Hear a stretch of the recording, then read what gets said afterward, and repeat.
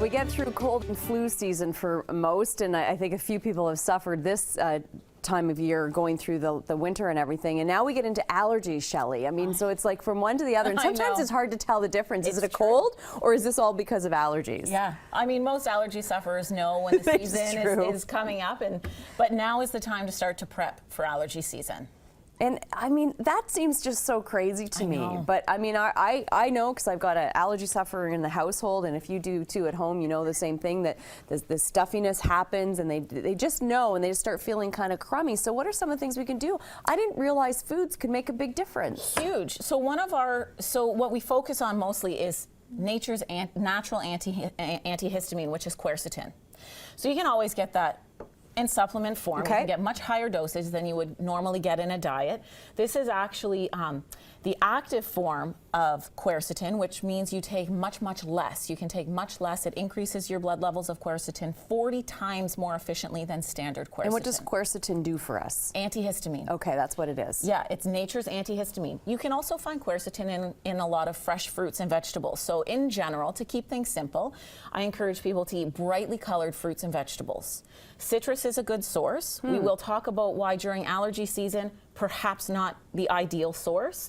But yes, the nice sort of the palette of colors that we look for with fruits and vegetables, awesome. That nice deep red, purplish kind of hue. Including onions. Including onions, yeah. Probably one of our better sources. Isn't that great to know? I mean, and onions are great. They add so much flavor to everything. So in a red onion, fantastic. Yeah, so those nice brightly colored red, purplish colors.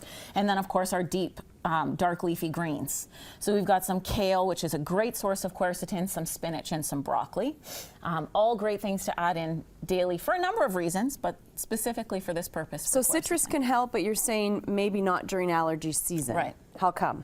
Citrus is one of our top 5 most common food sensitivity. So it can actually contribute, in people who are sensitive, it can actually contribute quite a bit to inflammation. Really? Yeah. Citrus. And we're going to talk about the importance of cleansing before allergy season is a problem, because then we can sort of down-regulate that inflammatory response. All right, and so what we've got in the middle here is our healthy fats. I was going to say the one fat that we should have more of, everybody. We talk about it all the time, and that's the omega. That's right, our omega-3s, particularly our high EPA blend omega-3s. So when we start to alter that ratio of EPA to DHA, our fats do different things. So we want the high EPA fish oils. Again, our deep cold water fish is the best source of omega-3s, but our nuts and seeds, and we can get other vegetarian sources of omega-3, they're just not as significant. Okay. All right, and then I'm loving this idea of pineapple. This can Amazing. help. Like, how come? What's in this that works? Bromelain. So that's our key. And in a lot of allergy formulas, you will find bromelain as an ingredient. So bromelain, if you take it with food, can act as a digestive enzyme. But if you take it away from food on an empty stomach, it'll act as an anti-inflammatory. So a great thing to add into your smoothies or, Yeah, who would have thought pineapple, right? Yeah, and it is in a lot. It's in most allergy formulas. Yeah, and I mean, this time of year, they're starting to get nice and ripe and get that real nice sweetness to them. So fresh fruit is on the way. So the natural way, of course, with our food sources, but if not, we've got some other things that we can take when it comes to some supplements to help us. Right, and there's lots of different allergy formulas.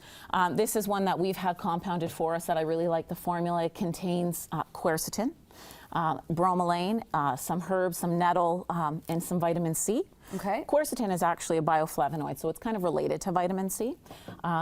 And then you can get your N-acetylcysteines, which is particularly helpful if your allergy symptoms are respiratory, because it's a precursor to an antioxidant called glutathione that's particularly high in our lungs. All right, and then you talked about doing a cleanse. So what is this all about? Cleansing before allergy season becomes a problem is really helpful. So there's lots of ways you can do cleanses, and I do encourage people to do them supervised, because you can get too aggressive of a cleanse where you can't tolerate it.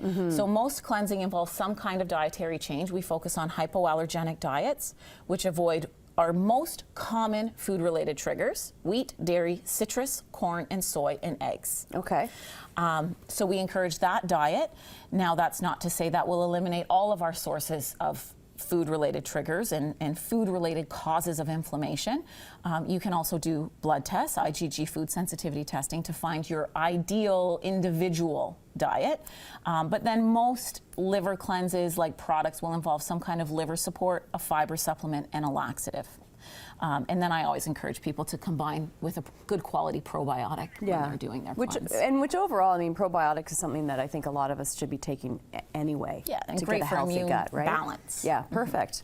Really good suggestions and ideas. And as I said, I mean, when you introduced this topic, I thought this is fantastic because you never necessarily think about the food that we eat can support and help us get through some of the nasty allergies that we deal with. Absolutely. You can focus on anti-inflammatory diets, and you can most North Americans' diets tend to be very inflammatory. So. Yeah, you hear that all the time. I mean, it's incredible when you start doing the research and you take a look at some of this stuff and you find out how many things are directly related to the food that we're eating or not eating. The lack of, the good stuff in our diet. So, Shelly, thank you so much. Thanks, Great Linda. info. And if you have more questions or you would like some help with all of this, you deal with allergies, go visit them at Full Circle Healthcare. Fantastic, of course, Tyler and Shelly, regulars here on Hamilton Life in Stony Creek. 905-930-7769, fullcirclehealthcare.ca, and you can also follow them on Twitter.